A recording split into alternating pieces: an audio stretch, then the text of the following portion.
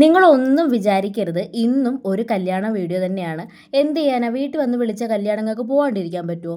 അപ്പോൾ ഇന്നലെ എൻ്റെ ഏറ്റവും അടുത്തൊരു കൂട്ടുകാരിയുടെ ചേച്ചിയുടെ കല്യാണമായിരുന്നെങ്കിൽ ഇന്ന് ചേട്ടായിയുടെ ഏറ്റവും അടുത്തൊരു കൂട്ടുകാരൻ്റെ കല്യാണമാണ്. ഞാനും ചേട്ടായും ഒരുപാട് പ്ലാൻ ചെയ്തൊരു കല്യാണം. ഒരേ കളർ ഡ്രസ്സ് വരെ ഇടാമെന്ന് വരെ ഞങ്ങൾ പ്ലാൻ ചെയ്തു. അവസാനം ചേട്ടായിക്ക് വരാൻ പറ്റിയില്ല, ആൾക്ക് ലീവ് കിട്ടിയില്ല. അങ്ങനെ പിന്നെ ഞാനും മാളിച്ചേച്ചിയും വൈദേഹിയും കൂടെ വൈകിട്ടൊന്ന് പോയി. ചേട്ടായുടെ ഫ്രണ്ട്സൊക്കെ ഉണ്ടായിരുന്നു. പിന്നെ നമ്മൾ കുറച്ച് നേരം അവിടെ ഇരുന്നിട്ട് മണവാളനും മണവാട്ടിക്കും ടാറ്റ ബൈ ബൈ ഒക്കെ പറഞ്ഞിട്ട് നമ്മൾ അവിടെ നിന്ന് ഇറങ്ങി.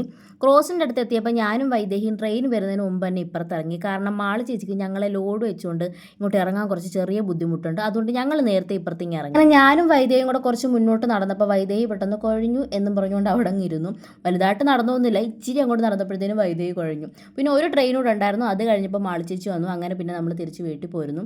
സത്യം പറഞ്ഞാൽ ഇന്ന് ഒരുപാട് വിഷമമായി എനിക്കും ചേട്ടായിക്കും. കാരണം ഞങ്ങൾ ഒരുപാട് പ്ലാൻ ചെയ്തൊരു കല്യാണമല്ലേ, പോകാൻ പറ്റിയില്ലല്ലോ. അപ്പോൾ അതിൻ്റേതായ ഒരു സങ്കടം. എന്നാലും കുഴപ്പമില്ല. അപ്പോൾ ഇന്ന് ഇത്രയേ ഉള്ളൂ. ബൈ.